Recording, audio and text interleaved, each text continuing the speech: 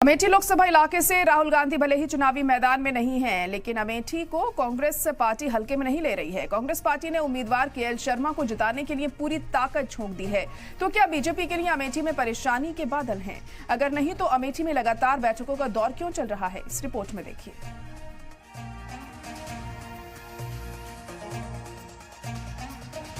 भले ही अमेठी में स्मृति ईरानी बमुकाबला राहुल गांधी की कड़ी टक्कर ना देखने को मिल रही हो, तब भी यहाँ दो पावर लेडीज का मुकाबला जरूर हो रहा है। कांग्रेस उम्मीदवार के तौर पर भले ही प्रियंका गांधी चुनावी मैदान में नहीं उतरी, लेकिन चुनाव की कमान संभालने के लिए रायबरेली के साथ साथ अमेठी में अपनी कमर कसी हुई है। अमेठी से कांग्रेस पार्टी ने भले ही गांधी परिवार के किसी रुकन को मैदान में नहीं उतारा है, लेकिन अपने उम्मीदवार केएल शर्मा को मैदान में उतारकर गांधी परिवार की विरासत वापस पाने में कोई कोर कसर नहीं छोड़ रही है।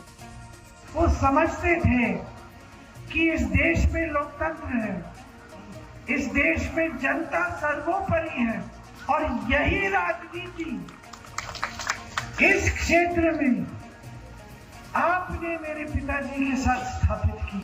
अमेठी के कारकुनान के सामने प्रियंका गांधी लगातार हुंकार भर रही हैं। दोबारा अमेठी को पाने के लिए जिद पर अड़ी हैं। जिद ऐसी कि आज सिर्फ एक दिन में 7 रैली करके प्रियंका गांधी शदीद गर्मी में पसीना बहा रही हैं। कांग्रेस की मेहनत का साफ असर बीजेपी पर भी दिख रहा है।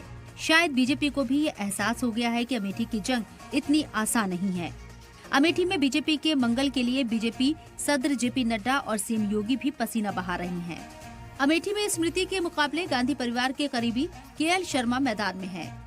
2014 में स्मृति ईरानी राहुल गांधी से हार गई थी, तो 2019 में स्मृति ईरानी महज 55,000 वोटों से जीती थी। 24 के चुनाव में हर फेज में वोटों का गिरता परसेंटेज भी बीजेपी के लिए एक बड़ी परेशानी है। अगर ऐसे ही वोटों का परसेंटेज गिरता रहा तो अमेठी में बीजेपी के लिए ट्रबल हो सकता है। वजह है जीत का मार्जिन, इसलिए बीजेपी भी अमेठी की जंग जीतने के लिए कड़ी मेहनत कर रही है।